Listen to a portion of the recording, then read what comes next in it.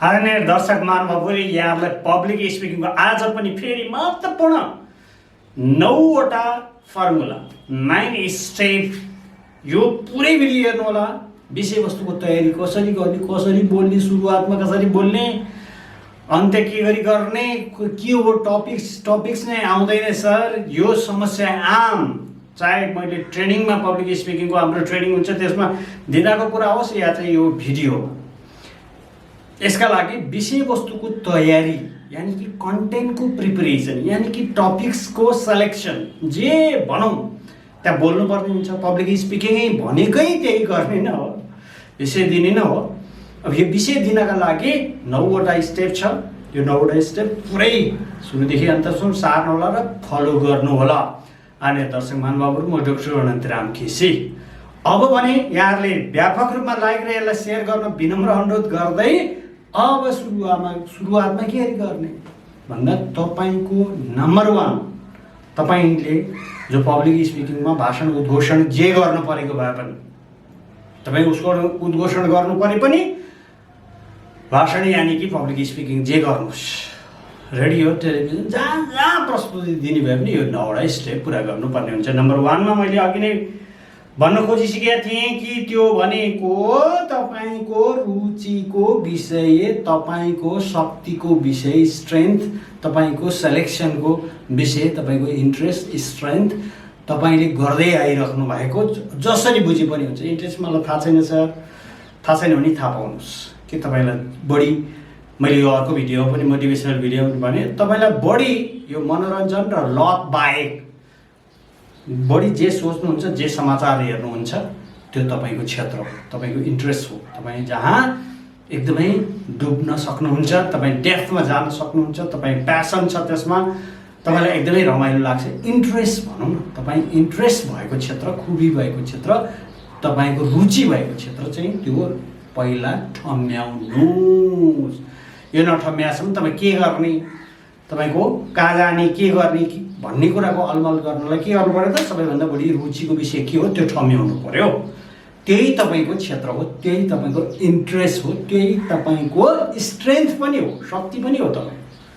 तपाईँ त्यो क्षेत्रको तपाईँलाई बढी रुचि र तपाईँ त्यतातिर दौडिन खोज्नुहुन्छ त तपाईँको दौडिने विषय नम्बर 1 रुचिको विषय ठम्याउनुहोस्। पोइन्टको हिसाबले कुरा गर्दा interest subject, interesting subject of your. अब नम्बर 2 त्यो इन्ट्रेस्टिङ भएको सब्जेक्टलाई हामीले दोस्रो स्टेप गर्दैनौँ र त हामी कमजोर भयौँ, असफल भयौँ। अनि दर्शक महानुभावहरू, यो 9वटा पोइन्टलाई चाहिँ मैले फेरि पनि भन्छु तपाईँलाई एकदमै उभिवी 2 नम्बरको स्टेप गर्नु पर्यो नि। 1 नम्बरको गरिसकेपछि त्यसमा व्यापक अध्ययन गर्नु परेन। फर्मल एजुकेसन लिन सक्नुहुन्छ, तपाईँको क्षेत्र छ, एभाइलेबल छ, स्कुल कलेजदेखि पढाइ हुन्छ, त्यो सब्जेक्ट छ भने मेकानिकल इन्जिनियरको कुरा गरौँ अथवा एग्रिकल्चरको कुरा गरौँ अथवा माइक्रोबायोलोजीको कुरा गरौँ, त्यहाँ छ कि छैन त्यो स्कुल कलेज तपाईँको एभाइलेबल छैन भने त्यसलाई कहाँबाट गर्नु पर्यो, ट्रेनिङ लिएर हुन्छ कि सेल्फ स्टडीबाट फुलफिल गर्नैपर्छ। दोस्रो रूपमा व्यापक स्टडी गर्नुहोस् आफ्नो क्षेत्रमा।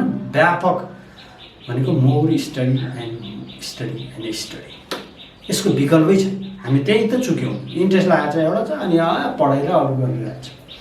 यो बोल्ने विषयवस्तु टपिक सेलेक्सनको कुरा गर्दैछु, म स्टेपको कुरा गर्दैछु। अन्य दर्शक महानुभावहरू, तपाईँको इन्ट्रेस्टको क्षेत्र राजनीति हो भने अब त्यहाँ राजनीति कुन पार्टी कस्तो खालको पोलिटिक्स हो फेरि त्यो पनि राजनीतिमा व्यापक अध्ययन गर्नु परेन। राजनीति गर्ने मान्छेले फर एक्जाम्पल समाजसेवा गर्नेले समाजसेवीहरूको चाहिँ अध्ययन, हिस्ट्री कसरी समाजसेवा हुन्छ बुझ्नु परेन, सोसियोलोजी हो।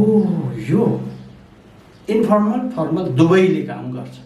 फर्मलै भए राम्रो, नभए इन्फर्मल भए पनि सो अध्ययन गर्ने गर्नुहोस्। नम्बर 2 अब यो 2टा स्टेप गरेपछि बोल्ने मान्छेका लागि, विशेष गरी लेख्ने मान्छे र बोल्ने मान्छे, यहाँसम्म एउटै स्टेप हो। राइटर स्क्रिप्ट गर्नुहोस्, तपाईँ के बोल्नुहुन्छ, के बोल्ने आवश्यकता छ, तेस्रोमा स्क्रिप्ट अथवा फास्ट राइटिङ अथवा रफ नोट जे भए पनि तेस्रो रूपमा व्यापक रूपमा स्क्रिप्टिङ, लेख्ने काम, राइट डाउन गर्नुहोस्, लेख्नुहोस्। लेखेपछि याददाश्त पनि हुन्छ, मेमोरी पनि बढ्छ, तपाईँ प्रखर पनि हुनुहुन्छ। बोल्नका लागि लेख्ने यस यो गर्नुभयो भने तपाईँ सफल वक्ता बन्ने कुरै छैन। यही पोइन्ट पनि मैले यो जे बोलिरहेको छु त पहिला प्रिपरेसन वर्ल्ड रेकर्ड गर्दाखेरि नै 100 घन्टा बोल्नका लागि 1200 टपिक्स मैले लेखेको थिएँ। आज दर्शक महानुभावहरू 1200 टपिक्स। अब यसको स्टेप बाई मैले यो चाहिँ गिनिज वर्ल्ड रेकर्ड गरेको अनुभव त मैले यहाँहरूलाई सफल कसरी भएँ, एकचोटि असफल भएको, दोस्रोचोटिमा यो स्क्रिप्टिङ नगरेको अथवा यो 9वटा स्टेप टपिक्स नबनाएको हुनाले फेल भएँ पहिलो। अहिले पनि पछि यो गरेपछि एउटा 9वटा स्टेप पुरा गरेपछि म सफल भएँ। त्यसैले त्यो अनुभव भन्दैछु हो। तेस्रो पोइन्टको रूपमा तपाईँ के बोल्ने हो, तपाईँको अडियन्स कस्ता छन् त्यसका लागि बोल्ने कुरा। अब त्यो लेख्नुभयो त्यो त रफली लेख्नु होला, तपाईँले साट्नु होला, कतै मनमा आएका विचारहरू फास्ट राइटिङ गर्नु होला, स्क्रिप्टिङ गर्नु होला, यो तेस्रो भयो। त्यसलाई एकदमै साँच्चैकै अब सम्पादन एडिट गर्नुहोस्, के चाहिँ बोल्ने हो अब त्यसलाई घटाउनुहोस्। चाहे नचाहे कुरा मनमा आएका विचारहरू शब्दहरू हरेक कुरा इन्फर्मेसन त तपाईँले घाँचा गुजारेर फास्ट राइटिङ गर्ने हो सुरुमा, तेस्रो स्टेपमा। चौथो स्टेपमा सम्पादन गर्नुहोस्। अब यो चाहिँ मैले बोल्नै पर्छ भनेर सम्पादन गर्नुहोस्। यो सम्पादनसँगै भनेको एडिटिङ गर्न साथ तपाईँले के गर्नुपर्ने हुन्छ, यो चाहिँ 4वटा स्टेप पार गर्नुभयो। 5औँ स्टेपमा तपाईँले सुरुमा के बोल्ने, यो सम्पादनसँगै है। 5औँ स्टेपमा सुरुमा के बोल्ने, त्यसपछि बिचमा के बोल्ने, एक्जाम्पलहरू के दिने, अन्तमा सारांश के दिने, के बोल्ने, यो 3वटा स्टेप हुन्छ बोल्ने क्रममा। मैले प्रभावकारी प्रस्तुतिमा विभिन्न भिडियोहरू पनि दिइरहेका छु। त्योभन्दा पनि आज चाहिँ विषयवस्तु टपिक सेलेक्सन अथवा विषयवस्तुलाई कसरी दमदार बनाउने भन्ने स्टेप हो।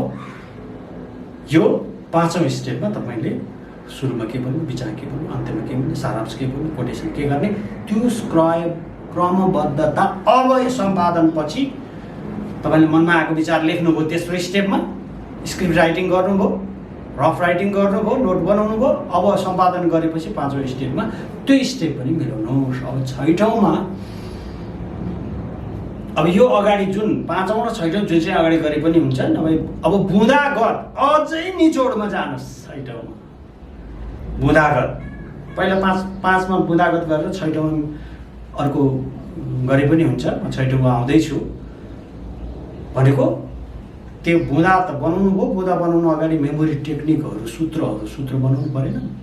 7औँमा के गर्नुहोस्, सूत्र बनाउनुहोस्, टिपोट गर्नुहोस्, बुँदागत एकदम फाइनल बुँदा बनाउनुहोस् र त्यसलाई सूत्रबद्ध बनाउनुहोस्। 7औँ स्टेप यो नजिकै छ, एकदमै स्टेप बाई स्टेप। एउटा खुड्किलो तपाईँले खुड्किलो स्टेप पुरा गरेपछि मात्रै कम्प्लिट हुन्छ। तपाईँ ढुक्क रहनुहोस्। अझै केही पोइन्टहरू बाँकी छ। आफ्नो दर्शक महानुभावहरू 9वटा स्टेप गरिसकेपछि तपाईँ बोल्ने विषयवस्तुमा यो भिडियो हेरेर व्यापक रूपमा तयारी गर्नुहोस्। अब कन्फ्युजन लाग्यो हामीले फोन गर्नुहोस्, आउनुहोस् ट्रेनिङ, अथवा तपाईँलाई ट्रेनिङमा तपाईँ कुन वडामा बस्नुहुन्छ त्यो वडामा आयोजना गर्नुहोस् र हामीलाई खबर गर्नुहोस्, अरूले पनि सिकुन्। मैले विशेष सूचना दिन पटक दिइरहेछु अरू भिडियोमा पनि। यसमा पनि भन्न चाहन्छु कि तपाईँ अरू साथीभाइलाई अथवा ग्रुपलाई, महिलाहरूलाई त्यहाँ बोल्ने एङ्करिङको ट्रेनिङको आयोजना गर्नुहोस् र खबर गर्नुहोस् हामीलाई। हामी जुनै वडामा, तपाईँ कुनै वडामा त बस्नुहुन्छ नि, नगरपालिका या गाउँपालिका कुनै वडामा बस्नुहुन्छ त्यो वडामा आयोजना गर्नुहोस्। हामी आउँछौँ, तपाईँलाई यहाँ हाम्रो जीवनभरको अनुभव दिन्छौँ, तपाईँलाई वक्ता बनाउँछौँ। आम तपाईँहरूको सर्कल साथीभाइलाई पनि वक्ता बनाउँछौँ। सफल वक्ता फेरि प्रखर वक्ता बनाउने जिम्मा हामीलाई दिनुहोस्। र अब यसरी सूत्रबद्ध 7औँ रूपमा तपाईँले मेमोरी टेक्निक, हामी मेमोरी एक्सपर्ट भएको हुनाले तपाईँलाई यो अरू पार्टमा नि छ। मैले छोटो हिन्ट्स दिन चाहन्छु। मेमोरी टेक्निक भनेको सर्ट फर्म हुन्छ, लिङ्किङ सिस्टम हुन्छ, कसरी हुन्छ बुँदालाई याद गरेर जाने, मेमोरी टेक्निक लगाएर त्यसलाई याद गर्ने टेक्निकमा ढाल्नुहोस्। यो बुँदा बनाउने, सम्पादन गर्ने, बुँदा बनाउने उस्तै छ र स्टेप चाहिँ पार गर्नुहोस्। र अब त्यो अन्तमा सूत्रबद्ध बनाएको मेमोरी टेक्निकद्वारा मेमोरी सूत्र बनाएकोलाई 8 नम्बरमा कण्ठस्थ गर्नुहोस्।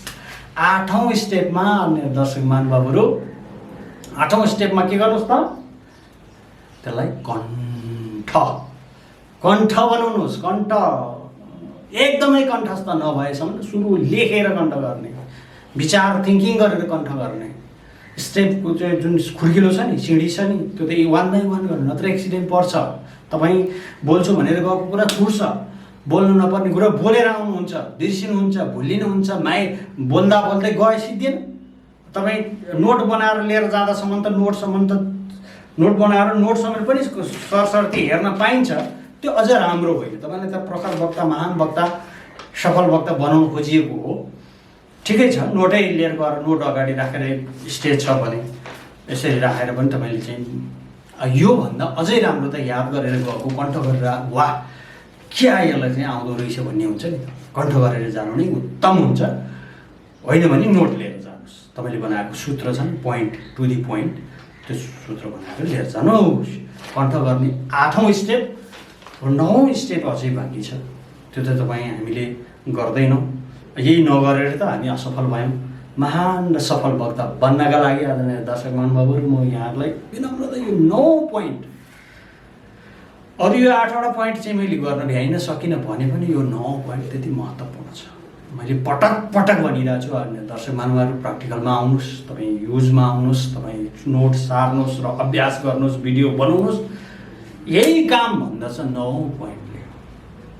त्योभन्दा अगाडि फेरि कृपया यसलाई धेरैभन्दा धेरै मासमा तपाईँहरूको साथीहरूमा पुर्याउनुहोस्, लाइक कमेन्ट सेयर गर्नुहोस् है।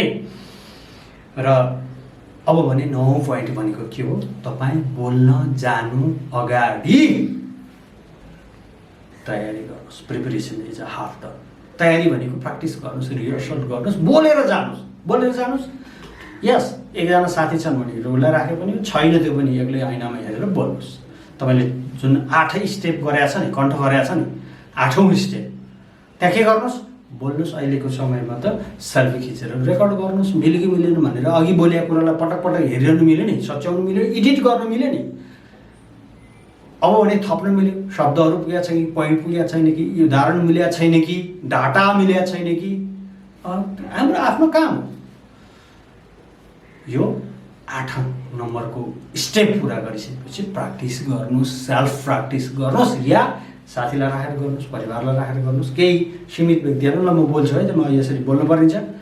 टाइम दिँदैनौँ, हच्चोको तालमा कुदेर हच्चोको भरमा वक्ता बनिन्छ न, तयारी नै छैन, हामी तयारी नै गर्दैनौँ। त्यसैले 8औं पछिको 9औं पोइन्टको रूपमा तपाईँ रिहर्सल गरेर तपाईँ बोल्न, मासमा, स्टेजमा, मञ्चमा, ठुलो सभाहरूमा बोल्नु जान अगाडि त्यो विषयमाथि, त्यसो नै होइन, टप वक्ताहरूले कि 101 वक्ताहरू छन्, गगन थापा, विश्वप्रकाश शर्मा, अब केपी शर्मा ओली लगायत, पुष्पकमल दाहाल, राजनीतिमा नारायण पोखरेल, ओशो रजनीश, अब 101 वक्ता विश्वविख्यात वक्ताहरू छन्। उनीहरूले गर्ने त्यही हो। महात्मा गान्धीले त्यही गरे, लेनिनले नि त्यही गर्थे, माओ सेतुङले पनि त्यही गर्थे, नेल्सन मण्डेला पनि त्यही गर्थे, अमेरिकाका 101 राष्ट्रपति विन्स्टन चर्चिल लगायत 101 टप जोन अफ केनेडी छन् नि त, विश्वविख्यात मोटिभेसनल स्पिकर। हामी जस्तै म आफै पनि यो यति बोल्नका लागि थुप्रै तयारी गरिरहेको हुन्छ। हामी दर्शकमा यही तयारी नगरेर त हामीले 9मा स्टेप पुरा गर्छ। अब भने तपाईँलाई कन्फिडेन्ट त्यतिकै बढ्छ। कन्फिडेन्टको बाटो हामी अर्को भिडियो पनि हालौँला, अरू भिडियो पनि छ, आत्मविश्वास कसरी बढाउने पब्लिक स्पिकिङमा।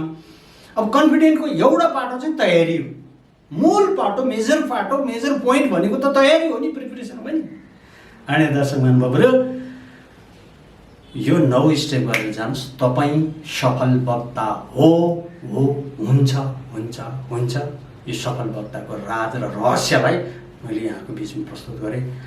यहाँहरू सबैको जिम्मेवारी छ, यसलाई व्यापक बनाउनु, लाभ लिनुहोस्। आजलाई पनि यति नै, धन्यवाद, नमस्ते।